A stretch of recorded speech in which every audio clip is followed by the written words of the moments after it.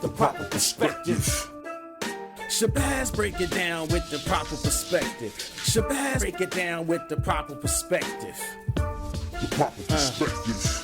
So much controversy and a lot of deception. You don't know who's coming through with the light and reflection, and whose mouth is mumbling, trick knowledge deceptive. Shabazz break it down with the proper perspective. So much controversy and a lot of deception. You don't know who's coming through with the light and reflection, and whose mouth is mumbling, trick knowledge deceptive. Shabazz break it down with the proper perspective. Shabazz break it down with the proper perspective. Break it down with the proper perspective. It's the breakdown with the proper perspective. This the breakdown with the proper perspective. The proper perspective. The proper perspective.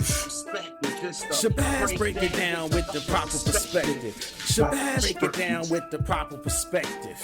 The proper perspective. Hey, what's up, everybody? What's going on? How y'all doing? As you can see, I'm back. It's the Proper Perspective podcast, the Proper Perspective pod class. We getting it in today.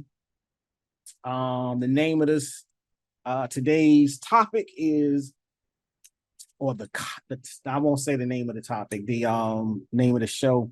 The topic we're dealing with: is there a black inferiority complex? If it is, where it come from? How do you address it? How do you fix it? If there isn't, well, that's why I said I ain't want to name that. It's almost a self-defeated question. If I say if there isn't, there is a black inferiority complex. Now, this doesn't mean every black person in America or every black person on the planet suffers from a black inferiority complex. But there is an inferiority complex that does pop up in the black community. And I would say that inferiority complex pops up in many different black communities. It's not just a black American thing. If you are black but live in Canada, if you are black but live in Mexico, if you are black but live in Brazil, there's a chance that you may have grown up in a system that is at least designed to create a black inferiority complex. So now, where am I getting this from? Why am I doing this topic? Okay, I'm gonna share my screen. And because I was watching another podcast. And there was a conversation on there that got me rolling onto this. So I'm gonna share my screen.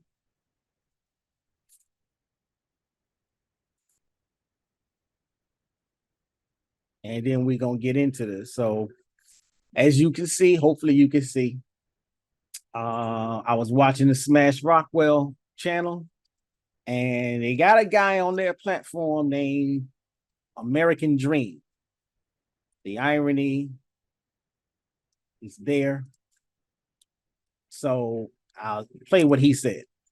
Dr. Ben's treatment was pseudo, like teaching this history about Black people. Some people say that's all pseudo stuff, but they don't think that his diagnosis is pseudo. I think his diagnosis is also pseudo. This idea that Black people have an inferiority complex because of slavery, I don't think that's true at all. I think. So pause for a second. I'm not sure if you can hear it. I hope you heard it, but what he said was there's an idea that Dr. Ben, well, I'll say this. Recently, within the past few years, I would say there's been this excessive growing desire of some in the Black community, or some in the Black nation is what I would rather say, to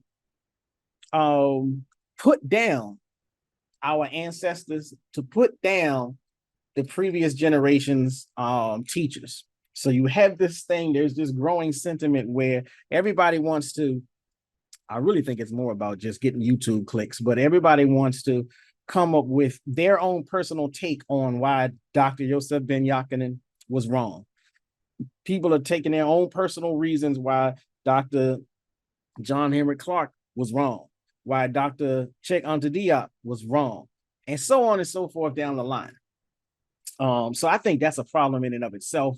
But here we have this guy saying Dr. Ben was wrong or pseudo for giving a treatment and a diagnosis is what he's saying. I'm gonna try to run it back just so you, because once I've done that explanation there, you can see where I'm coming from. Yes, sir. Yeah. Got it. Right. So most people think that Dr. Ben's treatment was pseudo, Most people think that Dr. Ben's treatment was pseudo, like teaching this history about Black people. Some people say that's like teaching this history about Black people. Now, if you don't know who Dr. Ben is, I encourage you to find out. He is one of the giants of consciousness, of the conscious community, of teaching the truth, of an endeavor and an attempt to correct all of the falsehoods that are buried inside the curriculum, all across the curriculum, the American school curriculum. That's one of the reasons why I would say, like what I opened with, if you're Black and you grew up in an American school system or a Canadian school system or a Mexican school system, hell, even if you are living on the continent of Africa and the school system that you go to has a curriculum that was not designed by a Black person and or was not designed for the benefit of Black people, there's a chance, there's a likelihood, there's a strong chance that you grew up or that you were educated, some people like to say you were indoctrinated with what would be an anti-Black ideology, which would then be transferred into what psychologists say is low self-esteem or a Black inferiority complex. Now, I will say, even if you are suffering from a Black inferiority complex, or if you're not currently, but you used to suffer from a Black inferiority complex, and what woke you up was realizing, discovering that, for instance, we were more than just slaves. Because what you get from I don't want to say the American school system, what you get from the school system that is created or that is based on a curriculum that is not based on truth and facts, first and foremost, but that is also not based on an accurate assessment of what Black people have done on this planet. I'm talking throughout all history, not just the American institution of transatlantic slavery up to now. I'm talking all Black people, all civilizations. So what I'm saying is, if you grew up in an academic setting, educational environment that did focus on Black people as slaves and not Black people as the beginners of civilization, if you grew up in an academic setting that focused on Black people always being on the bottom rung as a natural, that's just how it is, the likelihood of having some kind of a challenge mentally, socially, spiritually, that we would call the Black inferiority complex is great. It's garbage in, garbage out. Some people may have heard of that. Some people may have heard the phrase, the system is not broken. It's doing exactly what it's supposed to do. It's doing what it was designed to do. These ideas all filter into this idea of whether or not there is a Black inferiority complex. And I really shouldn't say whether or not, because I'm here to say there definitely is one. That doesn't mean that every single Black person suffers from it, but you will always have outliers to a norm. You will always have people who fall between the cracks, and that's great for those individuals. But just because one person fell between the cracks doesn't mean there's a problem. So again, going back to this guy, I'm gonna keep playing it. All pseudo stuff, but they don't think that his diagnosis is pseudo. I think Now he says again, he was saying that people agree with Dr. Ben. There are some people who agree with Dr. Ben that there is a problem in the academics curriculum and that it needs to be fixed, but he doesn't. But he will say, even though he might agree that there's a problem, he doesn't think the way Dr. Ben addressed the problem is correct, appropriate, sound, logical, wise, or he just flat out disagrees with it and he thinks it's pseudo. think his diagnosis is also pseudo. This idea that Black people have an inferiority complex because of slavery, I don't think that's true at all. I think. So he says this idea that Black people have an inferiority complex because of slavery, he doesn't think that that is true. He doesn't think that's accurate. He doesn't agree with that at all. So that's the cast that I watched. You got me thinking I wanted to speak on this thing. So I think he goes on a little bit further. Let me see. That's some made up thing. And I think that Black people, the minute we get over that, I don't necessarily think that the individuals in the Black community that have an inferiority complex have it for the same reason that people in the white community would have an inferiority complex. So again, he thinks that Black people need to get over the idea that slavery was a problem. He thinks that if a Black person does have a Black inferiority complex and that it's based on slavery, he thinks that is a problem in and of itself. He thinks that white people, if they have an inferiority complex, their inferiority complex wouldn't be based on slavery. Now, right off top, let me just say, I'm gonna stop sharing my screen for a second. So stop the share. Okay, so now I'm back. So let me get this straight. He wants to equate Black people who might suffer from an inferiority complex, whose inferiority complex might be connected to slavery. Even though he thinks that's wrong, he does sort of admit, yeah, you could have a Black person that suffers from an inferiority complex because of slavery. But then he wants to equate that to, if you have a white person who suffers from an inferiority complex, they wouldn't suffer it. Their inferiority complex wouldn't stem from slavery. And for that reason, what he is saying is, if white people's inferiority complex doesn't come from slavery, Black people's inferiority complex doesn't come from slavery. Now, just off the top with that, I just want to say how ridiculous that is. If a white person has an inferiority complex, why would it come from slavery?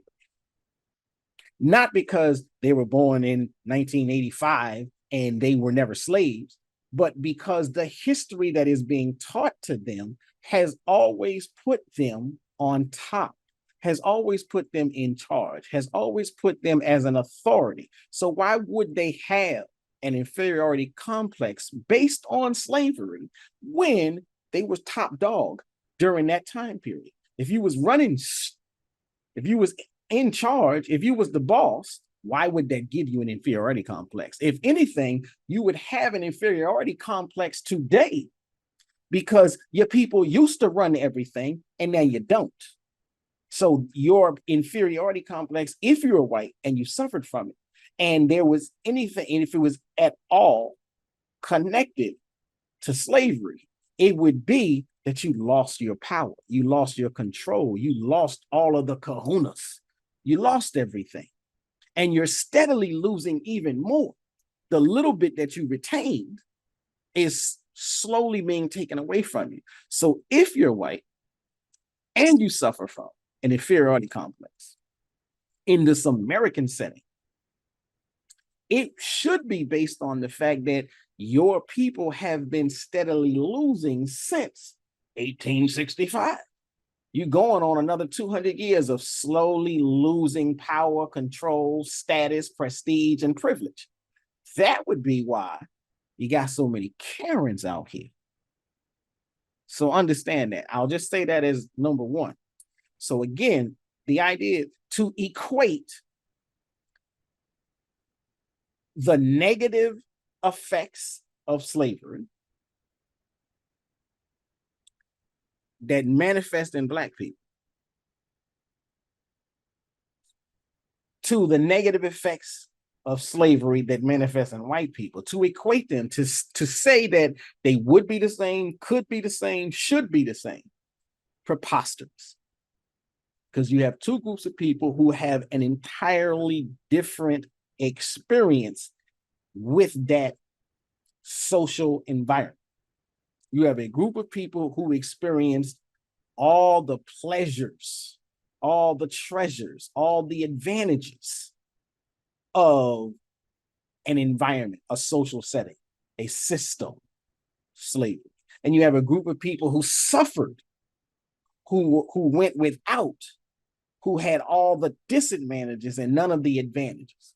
And one of the reasons this topic, this issue is so important is, even though it may not seem like it, this is the ideology. When you have this guy, the American dream, when you have this guy who promotes this anti-Black, who is trying to tear down the legacy of authentic, verified scholars with an authentic, verified track record. All of this feeds into, in law, they say this thing about the slippery slope. So if you got one thing going on here, it creates a slippery slope towards something else that's even more problematic. When you have these dudes on here making these preposterous statements, they're sowing the seeds for future fights, I'll say. They're sowing the seeds. So this guy is trying to plant a seed so that later on, there will be even more people that will disrespect Dr. Ben, Dr. Clark, Dr. Diop, try to tear their work down. And also, this will feed into what is currently the Republican Party's agenda of trying to maintain the curriculum in the school. Like in Florida with Ron DeSantis, who has achieved it, basically did a complete upending of most of the academic victories as far as curriculum is concerned of the past 40, 50, 60, 70 years or longer. Because it's this type of thinking, this American dream, Dr. Ben ain't this, Dr. Ben ain't that, and Black people ain't got no inferiority complex, and Black people need to get over slavery. Yeah, we need to get over slavery because, as Ron DeSantis in Florida says, slavery had benefits. We benefited from slavery. These two people, no, they're not on the same platform, but their thinking is under the same umbrella. So that's the other reason why I'm doing this video. I want to just create at least an era, an area, an environment, an atmosphere to sort of try to fix or set the record straight. Obviously, it won't even matter. Hey, if you're watching, like the video, share the video, leave comments. That's how the message is spread. So again, this guy, American Dream, on the Smash Rockwell podcast, YouTube stream, is saying that there is no such thing as a Black inferiority complex. But even if there is, one, Black people need to get over it. Two, it can't be based on slavery. Now, okay, so I'll say this. If your mind is so stuck in the past as to say there is only a connection, or actually what he's saying is there is no connection to the past. That's what he's saying. So if you believe there's no connection today to the past, then that's the only way his comments would make any sense. But what I would say to that is, okay, then why does any community, why does every community, why does any and every culture always teach about its history. So to say that there's no connection to the past and you need to get over the past in order to get on with your life, there is no group of people on this planet that doesn't revere history, except a small group of people in the Black community, in the Black nation, that wants to tell us that history doesn't matter. And a small group of racists in the white community, like Ron DeSantis, who wants to tell us history is not important, history doesn't matter, or the only way history matters is if the dominant group, white people, are always right. That's what he's saying. So again, now, what I want to do is I'm going to go into, that was his thing. So what I'm going to do now is now we're going to get into what is the Black inferiority complex. So what I'm going to do is get ready to share my screen. It's not all that, it's okay if you just want to get up and freestyle. Because I mean, if you've studied something, then you know the information anyhow. But what I want to do is show some of the research. So when people say there's no Black inferiority complex, yeah, I got a problem with that. One of my problems is there's plenty of academic research.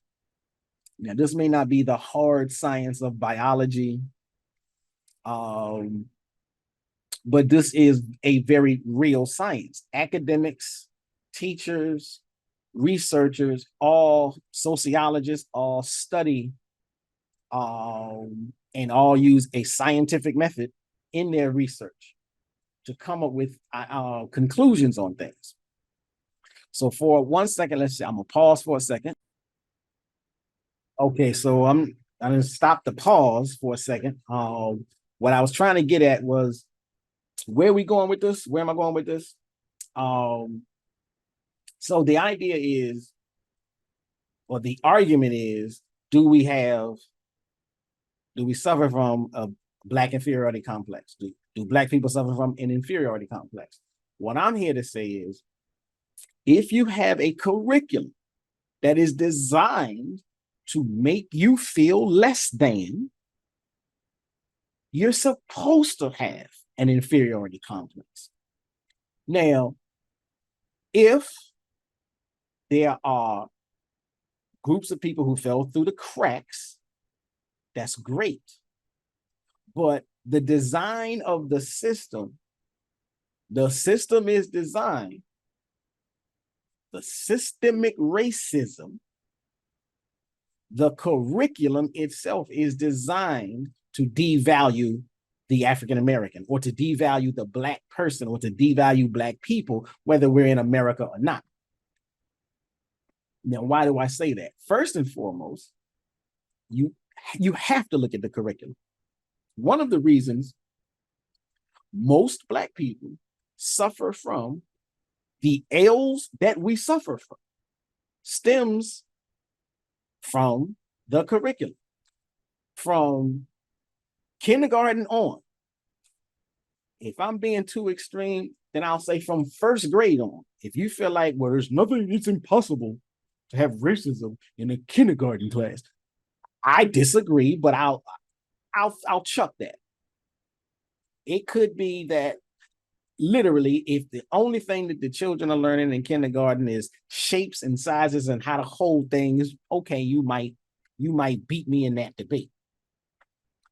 But I will say, at the very least, and by the time you get to first grade, the curriculum is already set up. They're already going to begin, once you begin to learn how to read, you are reading a curriculum that was created from day one to apprise, to appreciate the dominant group, white people, and to devalue and to denigrate all non-dominant groups, primarily Black people. We are the largest non-dominant group, at least for now. At least we have been. And even if we lose that silly race to the Hispanic population numbers don't change curriculums. Not off bat, not until they vote for a new curriculum, which is something we've never done, we've never fought for. We never fought to change the curriculum. So even if you go into, well, Brown versus Board, and I thought we ended segregation, and we ended segregation. That gave us the opportunity to sit in the same school with white people. But don't get it twisted. The fight was not, the idea behind the fight was not, the desire was not just to sit in the same school with white people.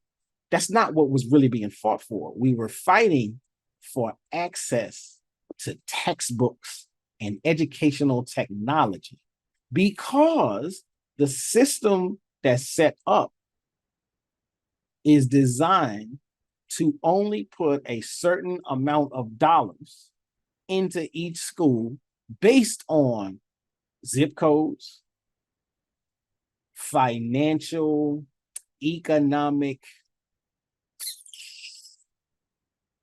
health within those zip codes. So if you have a zip code where a lot of people, where the majority of the people are financially well off, that school zone gets more educational dollars to spend on the school, in the school, with the students, than a school zone where the zip code shows less than high incomes, i.e., low income areas get lower amounts of academic funding. That is why they fought to desegregate the school system, because they could not change the mathematics of the system. If the neighborhood across town is going to always have more money, they're going to always get more money in the schools, so they're going to always have the newest textbooks, the newest technology. You're not going to change that part of the system. Well, at least this was the thinking of the school desegregation movement. You cannot change how they allocate the dollars. So what you have to change is who's going to the school with all the good stuff. So desegregation was the attempt to put Black people into the schools where all the new stuff is. You want your child to go to the school with the new textbook, not the textbook that's 100 years old. You want your child to go to the school that's got the new computers, not the computers from the 1980s. You can't change how the trickle down is dispersed. You can only change whether or not you have access to the disbursement. That's why the desegregation in schools came about. What they did not contemplate, or what was overlooked, was what's in the curriculum. Sure, you can get to the school. Basically, that's what they said. The court said, we'll let you go, we'll let you come to the schools with all of the new technology, but we're not going to change the curriculum. So at our school, we still teach that the Negro is subspecies. So when we, as Black people, get all our kids to go across town and get to the better school, they get to sit in that classroom, and what do they find out? You're still subspecies. You're still 3/5 of a human. You're still less than. That's the racist curriculum. And so when you have a racist curriculum, it doesn't matter if you're at a poor school or a rich school. It doesn't matter if you're a poor child or a rich child. You're still being taught, educated, indoctrinated the same way. So when you have a racist curriculum, what is the byproduct of a racist curriculum? inferiority complex. And Black people would be first in line to have an inferiority complex because they are first in line on the inferiority scale when it comes to what's being taught inside the schools. And so what I want to do, I'm going to share my screen. Some people would say, we're through that. We're finished that. There is no more racism in schools. What I would say is, as I'm getting ready to share my screen, if there is any school that is still teaching Columbus discovered America, you got a racist curriculum. And one of the reasons the critical race theory, one of the reasons critical race theory is important, and one of the reasons it's being constantly attacked, is because it's trying to correct that misinformation. So this idea, what I'm looking at now is this research report, Racist Curricula in the 21st Century. What does a racist curriculum look like? And I will say, okay, before I get, the idea is racist curricula in the 21st century do exist. So anybody, y'all can miss me with science has defeated racism. There is no more racism in the schools. Y'all can miss me with all of that. Research clearly shows it's still there. Now, if I jump down to racist curricula in the 21st century do exist, what does a racist curriculum look like? It is one that is written from a single frame of reference, specifically from a dominant group or viewpoint.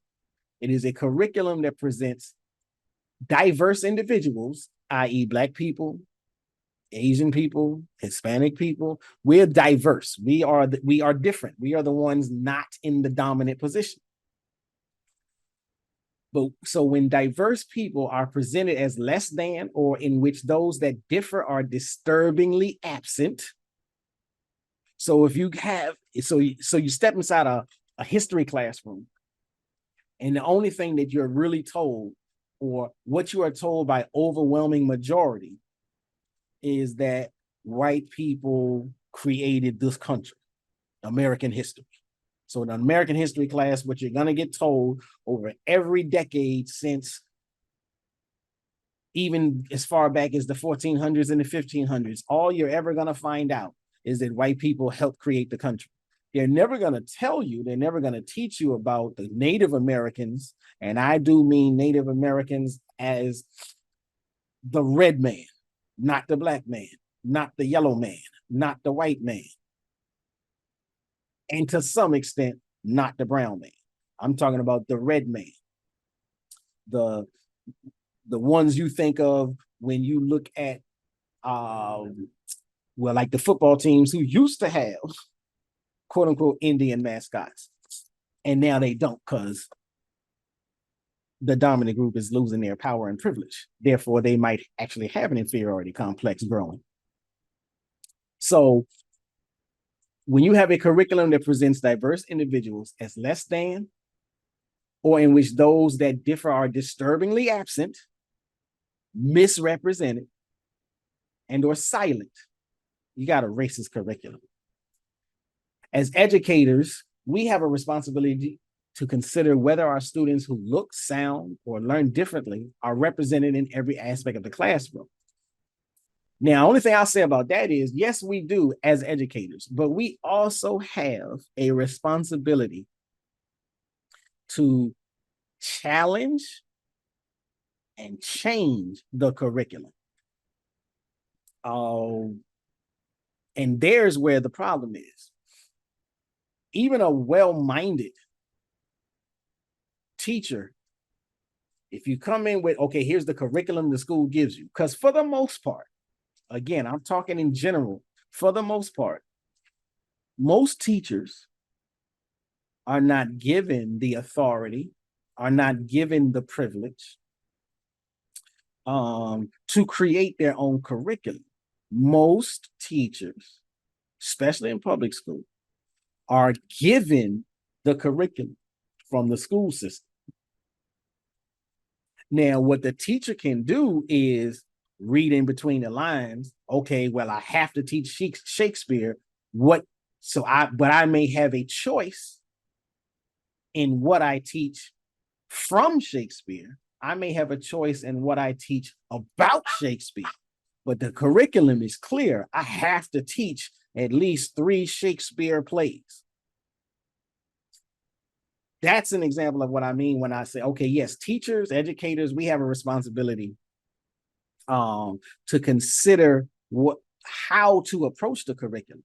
But we need to go above and beyond that and consider, how do we change this curriculum? First and foremost, I'll say it this way, with that example, there's absolutely no reason we need to teach Shakespeare. There's absolutely no reason we should teach Shakespeare. Now, I'm not saying eliminate him completely. I'm saying Shakespeare should not be the mandate. And so what I'll say is, if Shakespeare is the mandate, you already have a problem. You have a problem because you're mandating. What's the reason for mandating Shakespeare? I say it's rooted in racism. So you're mandating Shakespeare because you want the students to know, you're trying to proclaim to the students and the world, this is one of the absolute best, greatest writers to have ever existed. Now, of course, you're going to have some people saying, well, I don't even think he was real. I don't think he existed. I don't care about that. Whether he's real or not, he's still being mandated as part of the curriculum. And in this is where you have a problem. You have a problem because he's mandated all throughout the curriculum. And he's mandated, when I say all throughout the curriculum, I mean throughout time periods. Definitely in high school. I dare say that he's probably thrown into middle school as well. So middle school and high school, and he's the absolute mandate standard. They don't mandate standard, at least not to that level, African-American writers, or African from the continent writers, or Africans from Canada who are writers, or Africans from Mexico, or some other South American. And that doesn't mean that there aren't any great and talented writers who are equivalent to. It just means they're simply being silenced. And that's where the racism is. That's the racist curriculum. And all of that it's only relevant to this conversation because the idea is there a racist curriculum, and does the racist curriculum create an inferiority complex? Absolutely, there is a racist curriculum. Like I said, when all the bulwarks of the culture come from one group, when all the standards of the culture or the academic environment come from one group, one of two things is correct. Either you have a racist curriculum, or those people are the best thing since sliced bread. Now, if you feel the second, I got nothing to say to you. I'm not going to argue with you. It's more likely that there's a problem going on. So it's more likely that there is a racist curriculum. It's absolutely impossible for only one group of humans on the planet to be absolute gods of everything. But that's the idea that comes off when you deal with these curriculums, I won't say especially in America. I will say when you deal with these curriculums that are absolutely pro-dominant group. Because I dare say, just as Shakespeare is taught over here in the US, Shakespeare is taught in African countries. Shakespeare is taught in Britain. Shakespeare is taught in Italy. Shakespeare, and he ain't Italian. But Italians gonna know about Shakespeare because they're sharing that same heritage. Shakespeare is taught in Russia. Shakespeare is taught in Portugal, and so on and so forth. They don't teach Langston Hughes over there. If they do, they teach it in a Black writers class, not as part of the standard. And that's what we're talking about, the standard. So the racist curriculum does exist. Racist curricula are dangerous because they further the status quo in which the dominant group retains its power and privilege. These overt, covert practices are pervasive and inevitably have lifelong impacts on young people. Lifelong impacts. But the implications are vast even beyond PK. And see, they're putting it at pre-K. I was putting it at first grade. They're putting it at pre-K all the way up through 12th grade. Long-lasting inequities become internalized and normalized, influencing day-to-day actions. All of this is talking about is the inferiority complex. When you are the product of a racist curriculum, unless there is an antidote to the poison that the racist curriculum imbues into you, then you're going to suffer as a product of a racist curriculum. That's what we call a Black inferiority complex, or just an inferiority complex. But particularly, we're talking about Black people. Because Asians who have to encounter the racist curriculum, they will walk away with the same inferiority complex. It wouldn't be called Black. It would just be called the Asian inferiority complex. If a Hispanic group of people have to deal with the racist curriculum that's presented in most American schools, at least, they're going to walk away suffering from an inferiority complex. The difference is the first line of defense, the first antidote to a racist curriculum is your home.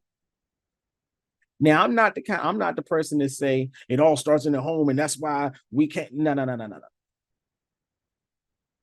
When I say the first line of defense is the information that you get from home, all I'm saying is home does operate as a buffer, but that buffer is not going to hold but for so long, because everything you do at the home, still you can build your child up at home from 4 p.m. to midnight, and then they go to sleep.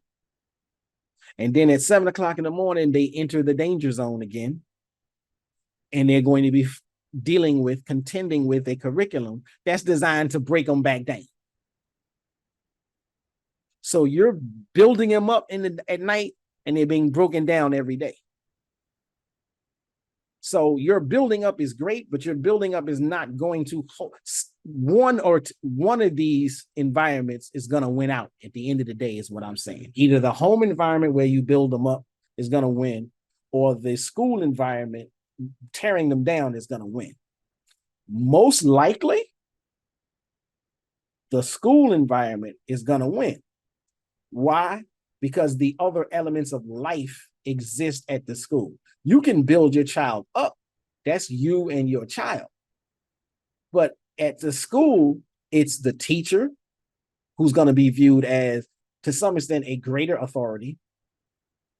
And then the socialization. So everybody's going to be feeding off of the curriculum and the teacher. If the teacher is not combating the racist curriculum, and there isn't but so much combat, if you got to teach Shakespeare, you got to teach it. And you got to figure out how to teach Shakespeare so it doesn't have a negative impact on the child. And if you haven't been taught that, then you can't teach that. So then you go what's being taught in the college level for people who are preparing to become teachers? They're not being taught how to combat a racist curriculum. They're being taught how to uphold the racist curriculum. So you got a teacher that's been taught to uphold the racist curriculum, and you got a system that's mandating a racist curriculum. And then you have the students who have to partake in the racist curriculum. It's no wonder you have people with an inferiority complex. Pause. Well, I'm going to stop the share. And now I'm pausing for a second. Okay, so I feel fairly confident that I have established that racist curricula do exist. And so again, with the report that I showed, clearly states that racist curricula do exist. And some of the examples I gave include, if Shakespeare is the mandate, you're probably dealing with a racist curriculum. If you're being taught that Columbus discovered America, you're probably dealing with a racist curriculum. That's just two examples. We can go any kind of way. If, for instance, in a math class, you're taught about Pythagoras, the Pythagorean theorem, the fact that it's being called the Pythagorean theorem is an aspect and element of a racist curriculum. You cannot subscribe a mathematical concept to a person as if they invented it when they didn't invent it. Pythagoras learned of the theorem when he went into Africa and studied with the priests of Kemet. And back then, the priests were the teachers. Back then, a teacher and a priest was all one. So the teachers of Kemet, and they were teaching the theorem because they had already worked it out as part of building pyramids. So Pythagorean gets a shot at going to school in Kemet, and he gets taught the theorem. When he graduates and runs himself on back home, he wants to proclaim to the world, look what I learned. Now, I'm not here to say Pythagoras lied and gave his own name to the theorem, or the rest of the Greeks lied and gave his name to the theorem. That would be an interesting rabbit hole to jump into. But what I'm saying is, it's not his theorem, but it's being taught as if it's his theorem. That is an example and an element of having a racist curriculum. It's not his. It was never his to begin with. It shouldn't be called the Pythagorean theorem. What should it be called? If the archaeologists and historians take the time to go down that rabbit hole, they can come back and tell you, at least with some proximity towards correctness, which priests were in charge of teaching Pythagoras, and perhaps they could assign the name to those priests. As far as I'm concerned, it doesn't matter. I'd sooner call it the Kemetic theorem, the pyramid theorem, the slope theorem, or whatever you want to call it, but it doesn't belong to Pythagoras. My only point is, this is another example. If we go all across the curriculum, there will be examples of misinformation, the silencing of non-dominant groups, collective activity and contribution towards those elements of civilization. And that's the proof that we have a racist curriculum. If black people in ancient Africa, i.e. Kemet, are the ones that were first to assign a mathematical formula, they should be getting the credit, not Pythagoras. Pythagoras gets the credit because he's looked at as a white person, whether he is or not, he's looked at as a white person. And so the curriculum is set up to say, here's one more example of how fabulous we are to the contributions of civilization. So if you look in math, if you look in science, if you look in history, if you look in sociology, if you look at reading, if you look at language, every subject all throughout high school, all throughout middle school, from 7 a.m. to 3 p.m. or whatever the time schedule is, unless you have a class that's called Black something, Black history, Black reading, Black literature, until you get a class that's focused on teaching information about Black achievements, then everything in the curriculum is designed to show and prove to you that white people are dominant because they're the only ones that have done something. That's a racist curriculum. So I say all of that to say, now let's move on. Is a racist curriculum a problem? Well, if I share my screen again,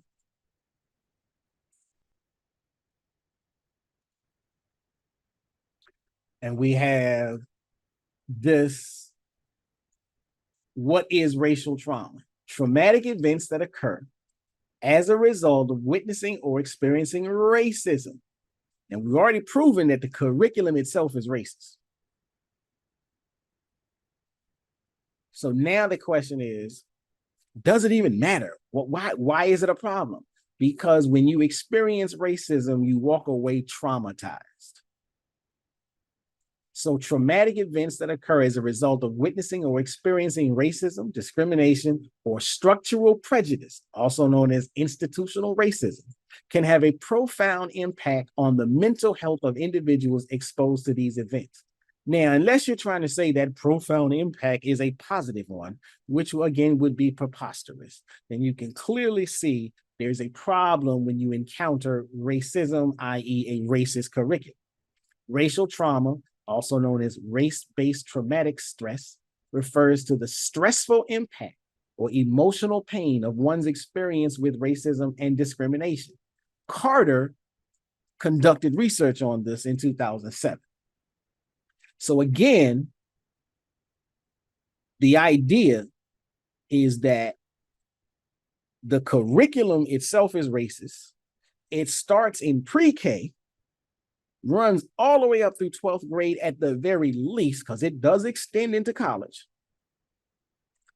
Common traumatic stress reactions reflecting racial trauma include increased vigilance and suspicion, increased sensitivity to threat, sense of foreshortened future, and more maladaptive responses to stress such as aggression or substance use.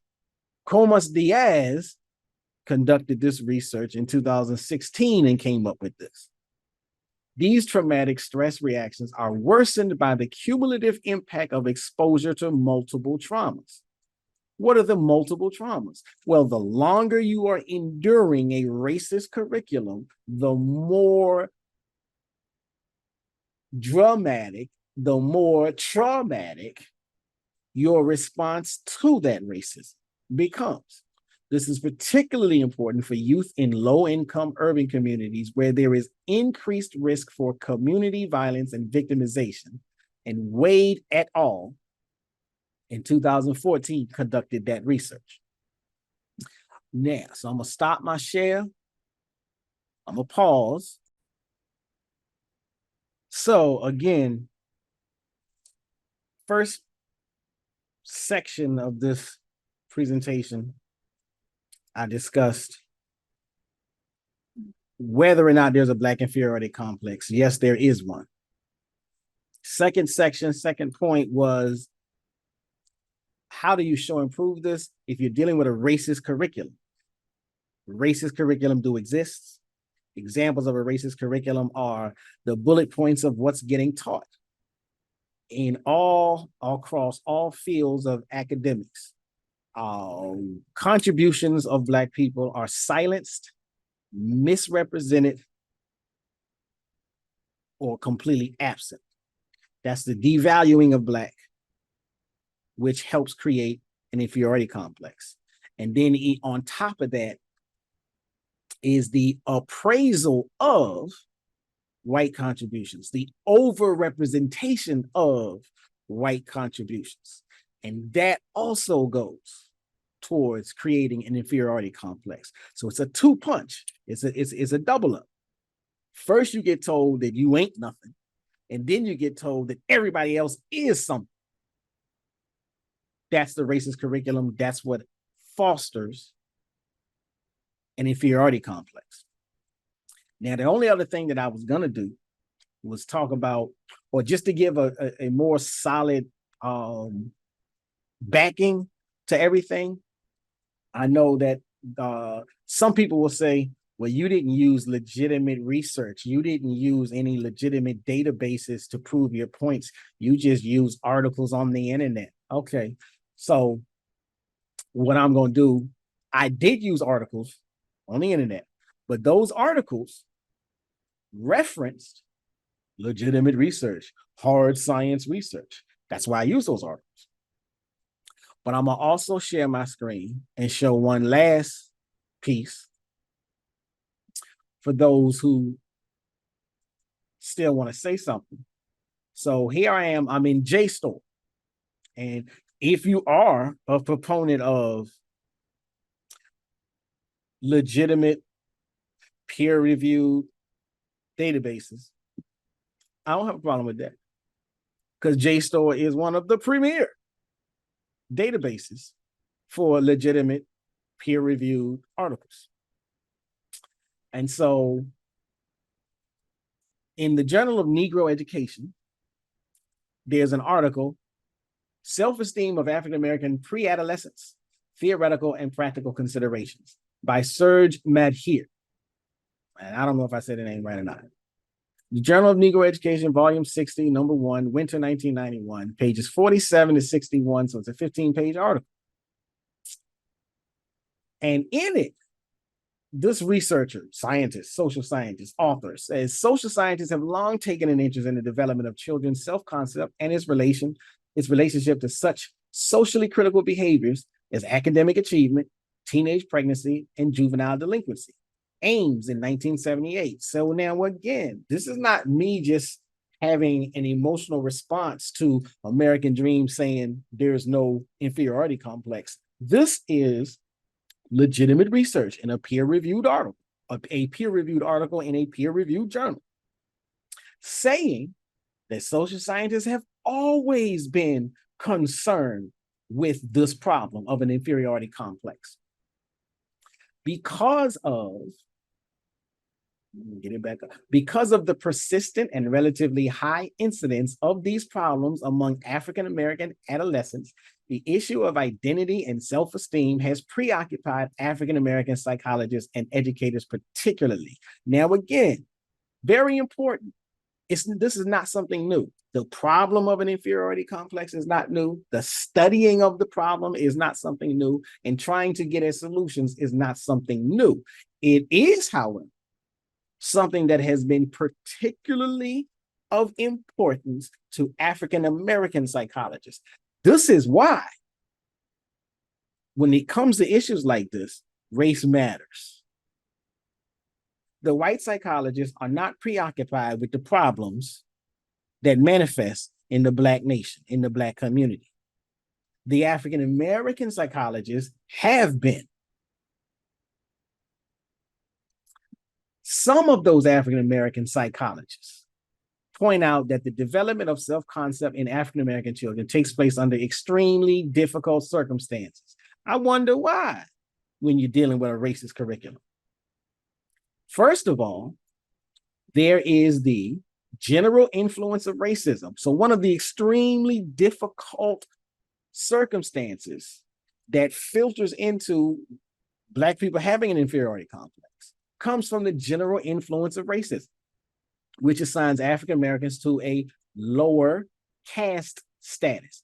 And again, I dare say this is not an African American thing. As W.B. Du Bois said, the problem is the color line, and it's going to and it exists in all countries. Every country that has a population of Black people, or dark-skinned people, or copper-colored people, or melanated people, however you want to say it, when they are juxtaposed beside a group, a population group who is opposite of us, who is, we're dark-skinned, they're light-skinned or white-skinned or pale-skinned. We got woolly hair, they got stringy hair. We got wide noses, they got thin noses, so on and so forth. Every time you have these coming together of distinct populations, different populations, at least physically different. And I'm not saying they're biologically different. I'm saying the social constructs manifest where we appear to be different. And with those physical differences, the Black ones get put on the lower caste. This ain't got nothing to do with biology. This has something to do with the reality of sociology. The sociology is way more important than biology. Anytime you have this coming together of two disparate groups, the darker group ends up on the bottom. That's the beginning of the quote unquote racism. That's the beginning of the quote unquote inferiority complex. But not only that, these Black psychologists, these African-American psychologists who are preoccupied with how to solve this problem, they also say some practices associated with schooling, such as grade retention and tracking, have been immeasurably damaging to minority children. Wells Churn did research in 1989 on this. Thirdly, the support system necessary for the development of a balanced self-concept is often precarious, if not non-existent, for many African-American children. Again, not that everybody will suffer from it. Some people will dodge the bullet. Some people will fall through the cracks. But the system is set up where even the things that will fight against this negative self-esteem are hard to attain and hard to maintain for African-American children. Indeed, given the conjunction of these potentially,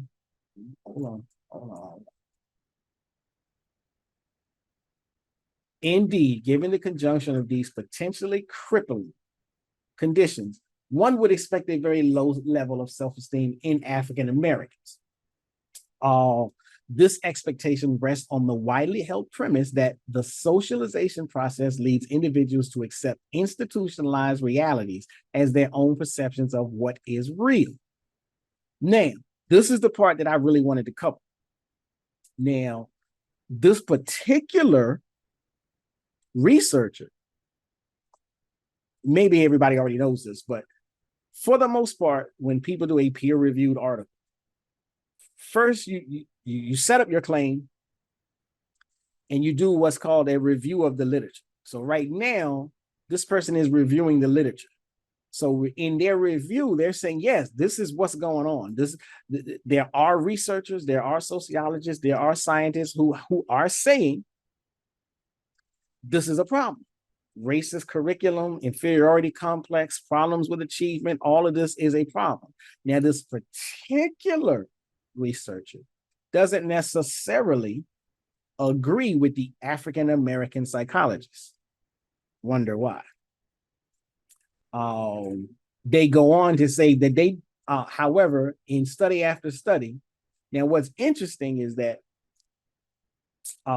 in study after study, the evidence does not support this bleak prognosis. On the contrary, it is repeatedly found that young African Americans express above average levels of self-esteem, often higher than those of white youngsters of the same age. Rosenberg in 1965, Eagle et al. In 1988. Very interesting that I don't want to come off as racist, but it's very interesting that some of the names seem to extend to a certain group of or community when they challenge the African-American psychologists. Despite the persistence of this trend over the past 25 years, it has not been thoroughly investigated, nor has it received more than ad hoc explanations in the literature. For instance, some writers have tried to attribute the phenomenon to process of overestimation, but available data gleaned from the work of Wiley clearly indicate that while self-favorability biases occur, Negro subjects make more modest estimates than do white subjects. Findings such as these challenge researchers to assess more carefully the relationship. And here we go. The relationship between self-referent thought and affect. Veritably, a second and different look must be taken at the factors that contribute to the formation and expression of self-esteem, especially among Black youth. The present study aims to explicate how African American youngsters maintain their self-esteem in spite of dissonant signals from the environment. So again, even though this writer does not necessarily agree with the African American psychologists who have said the racist curriculum is a problem, this writer does agree that African American youngsters do face dissonant signals from the environment. What are those dissonant signals? All that negative BS in the curriculum.